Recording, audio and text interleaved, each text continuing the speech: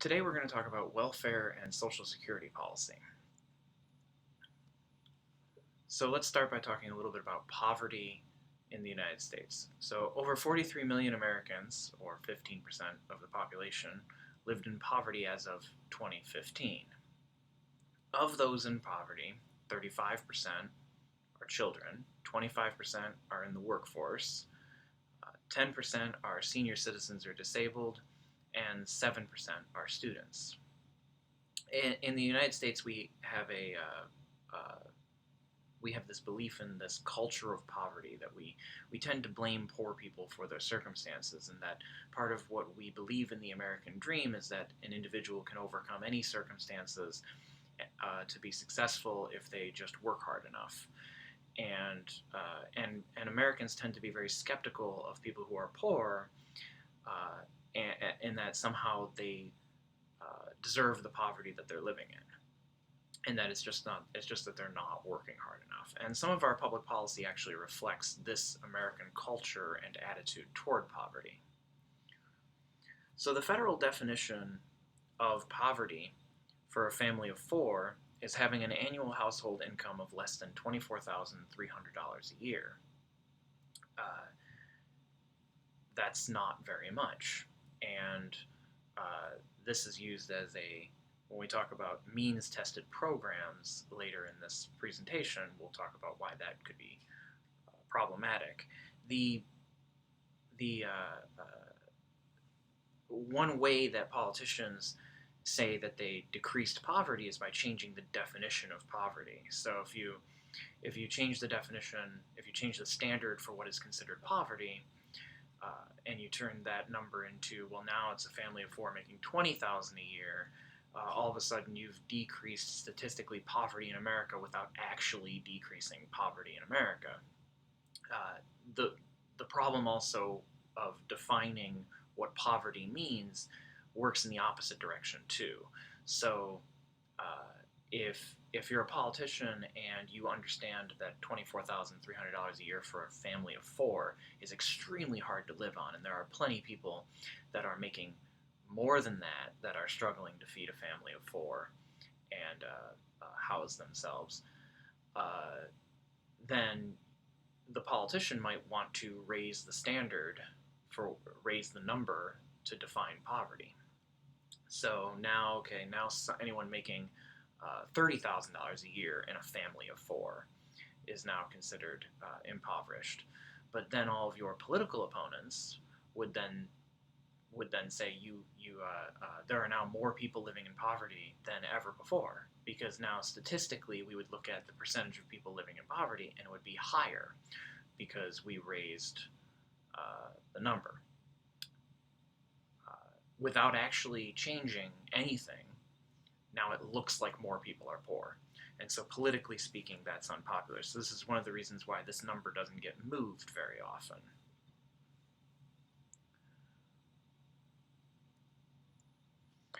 So let's talk a little bit about Social Security. Social Security is the single largest federal government program today. It provides money for retired workers, their beneficiaries, and workers with disabilities. Social Security was enacted in 1935 as part of the New Deal under the Roosevelt administration. During the Great Depression, when we had high levels of unemployment, some of the poorest, most struggling people were the elderly. And so this was the beginning of the social safety net for the elderly. And this provides a check and funds for people who are too old to work, but don't necessarily have what they need to get by. And so this was a social safety net program that still exists today, and the federal government spends a lot of money on. It's a pay-as-you-go program, so our contributions go to someone else's payout. So when you work today, your contributions to Social Security are paying for the people who are living and receiving Social Security now in their late 60s and older. So your contributions pay for somebody else's payout, then the next generation's contributions pay for your payout when you get to Social Security. This is the political third rail, as in, if you touch the, metaphorically speaking, if you touch the third rail, you get electrocuted. This is the political third rail. Nobody wants to do what's necessary to fix Social Security or make it better. So if you raise the age that you have to be to collect Social Security, then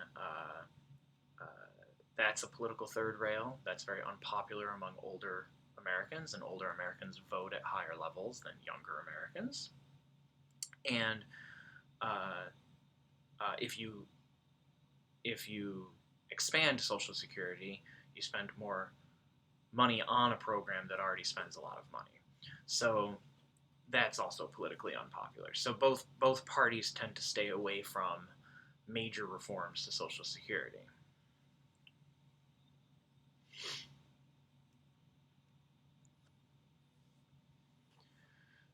Now there are some problems with Social Security. We've had some solutions to some of the funding problems and making it viable for the foreseeable future. We've changed the rule of when you collect to allow that unlimited income over 66 while still collecting. We changed that rule that now you can't have unlimited income over 66 and still collect Social Security. We've raised the retirement age to get full benefits to 67. So now you can retire earlier than 67, but you collect partial Social Security benefits, and then you get the full Social Security benefits once you hit 67. Now, when Social Security was enacted in the 30s, the average life expectancy was right around 67 or 68.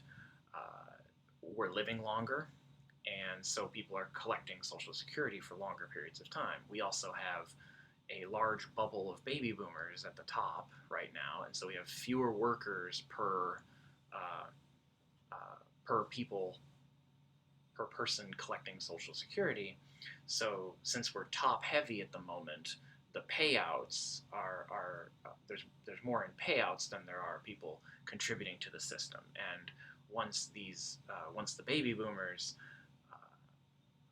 pass away and we're less top heavy, that might help some of the problems with Social Security too. One other problem that deals with equity is that women earn less money than men on average, and that does impact their payout. So there's a gender discrepancy that possibly by fixing workplace issues where women are getting paid less than men, then that will ultimately help with the discrepancy in Social Security payout too. So here's a graph that shows the trend in workers per retiree, 1955 projected to 2090. So we flatten out, but you can see the problem here is we used to have a lot more workers per retiree, but we're living longer, and we have a larger elderly population. So instead of 8 workers per retiree, so 8 workers paying into the system that helps support one retiree, now it's more 3 or 4 workers per every retiree, and that causes funding issues.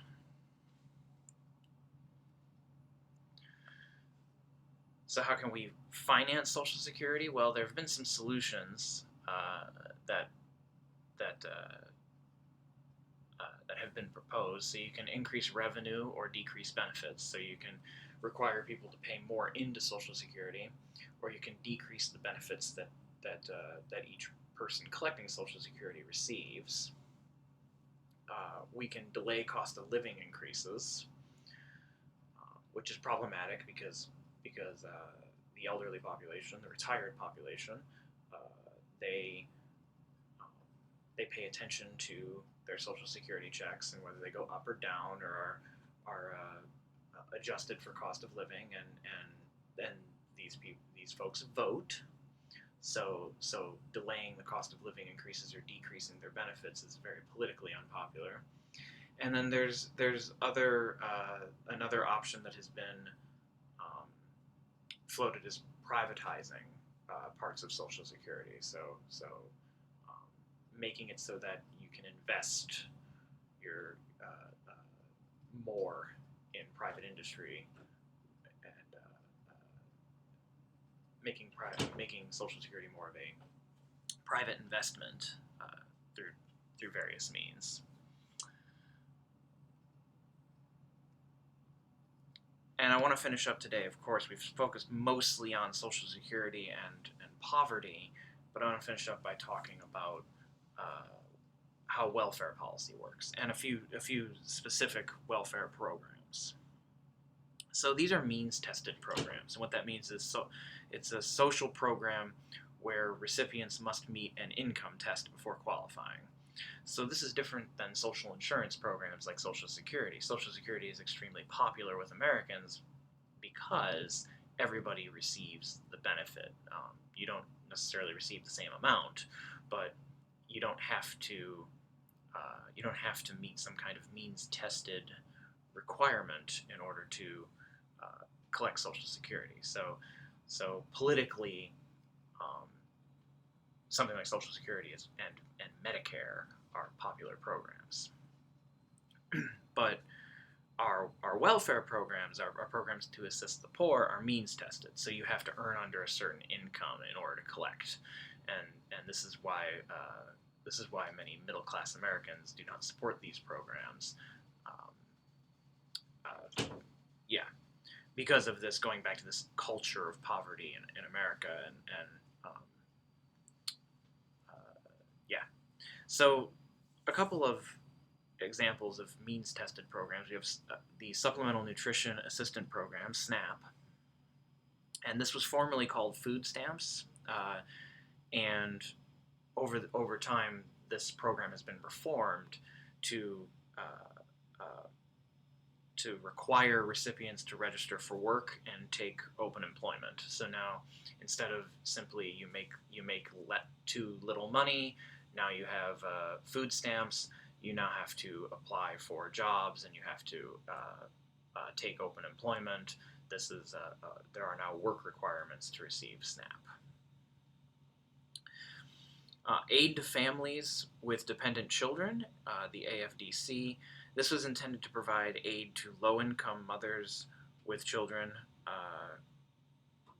Critics get upset with the AFDC provided because they're expected little in return, so there aren't as many like work requirements for aid to families with dependent children. And one of the reasons this is different from SNAP is that you have if you have mothers or fathers that are low income, that aren't working, and you cut off their benefit, the benefit is based on the dependent children they have. So you're penalizing the children for the lack of work from their parents, and so that's why it's a program that isn't based on a lot of work requirements.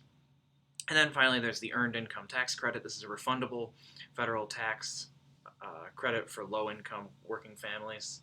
So you get money in your tax return if you make a certain amount, if you make under a certain amount. So let's see. That is one thing I do want to discuss before we conclude here is the difference between a tax credit and a tax deduction. So a tax credit, if it's refundable, means that you actually get money back. You actually get more money back in your tax return. A tax deduction is when you take you deduct the amount from what you owe. So if you earned $45,000 and the tax deduction says you can deduct $2,000, now you claim you earned $43,000. So that's a tax deduction. A tax credit, especially if it's refundable, means that if you claim 45,000 and then at the end you get $1,000 back on your taxes, you overpaid by $1,000, and you qualify for a tax credit of some sort. That is another $1,000. Now you get another $1,000. You collect $2,000. So the tax credits benefit low income people more than tax deductions. All right. So that's all I have for today. Thank you.